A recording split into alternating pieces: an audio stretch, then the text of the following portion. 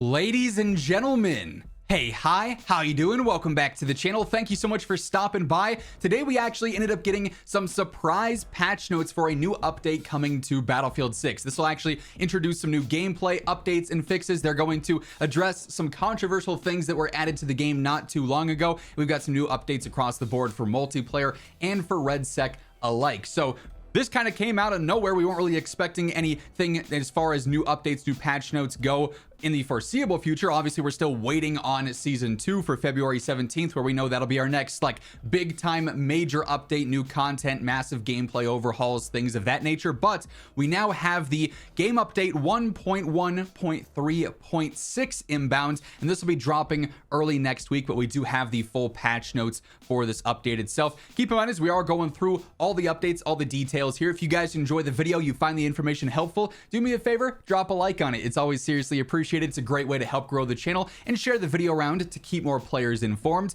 And if you happen to be new here, you want to make sure you're always in the know for everything going on in Battlefield, no better place than right here. So feel free to hit that subscribe button and turn on those post notifications. But as far as the 1.1.3.6 update goes, first up, they say this is a small quality of life update focused on polish, stability, and targeted fixes across Battlefield 6. It addresses a selection of gameplay flow issues, UI reliability improvements, audio consistency fixes, and map specific adjustments, with a particular focus on smoothing out edge cases reported by players. So it's kind of like a big feedback update, if you will, them seeing different reports by players and trying to address some things that they can get out of the way early on.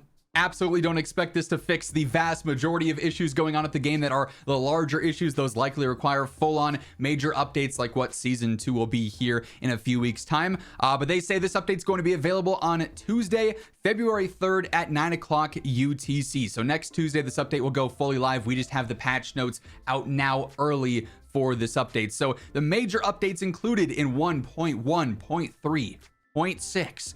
They fixed player movement issues. Okay, you've got me. I'm listening. Including cases of excessive sprint jump momentum and unintended movement behavior. This won't impact player movement at a large scale. Okay, interesting. This is meant to target those specific edge cases. So there were a few different instances where you could use some pretty crazy movement techniques, excessive sprint jump, or unintended behaviors that would give you some kind of quirky advantage, if you will. They are nerfing those essentially, but this won't impact like the broad general movement in theory here. They addressed various RedSec Battle Royale issues affecting insertions, parachute behavior, and redeploy UI elements. They'll probably give us more details in the actual change log here. They resolved a set of destruction-related visual and lighting issues on Eastwood that could result in lighting artifacts, blackouts, or incorrect color rendering. They also fixed a handful of UI audio and stability issues, including crashes related to challenges, minimap accuracy, unintended gadget audio playback, and platform-specific problems. So now let's get into the actual change log here with the full-on specifics of all the updates. So with player updates here, they fixed an issue where sprint jump momentum could behave inconsistently and grant higher or sometimes lower momentum than intended there. So the higher one is fixing potential exploits that players could cheese, but the lower momentum helps kind of in general with all players, where you sometimes, if you were sprint jumping, you were getting hurt more than you should have for that. So that's good news there. They also updated the objective ace and winter warning cosmetics to better align with Battlefield's visual identity.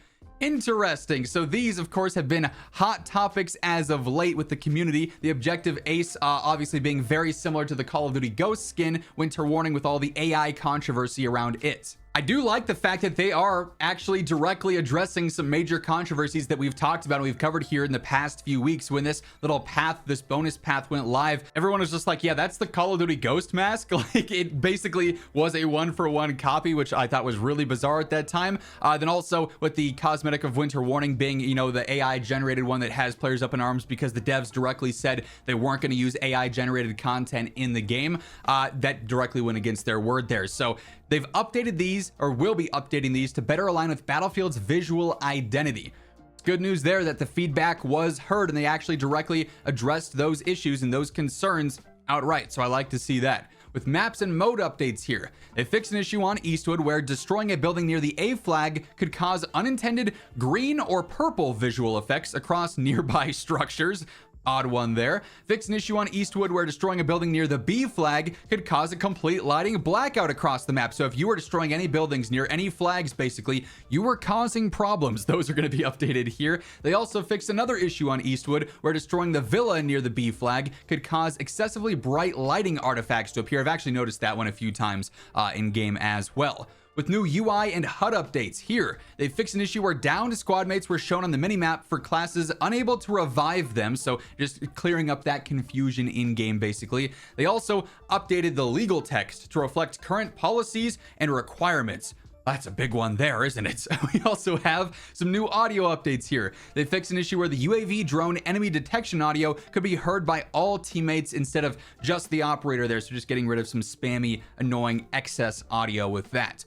Performance and stability updates. They fixed an issue on PlayStation 5 where ownership validation could fail during system lifecycle events, causing connectivity issues, so a PS5 specific problem getting fixed there. They also fixed an out-of-memory crash on Xbox Series S that could occur when loading daily and weekly challenges, so some platform-specific stuff in general for PS5 and Xbox. We got our RedSec updates here with player issues and fixes. They fixed an issue where Battle Royale initiation matches did not end after eliminating the final AI opponents. You were just stuck in purgatory there, basically. They fixed an issue where parachute deployments could remain linked to the jump leader after breaking off, so you should be in full control there, and sometimes you weren't.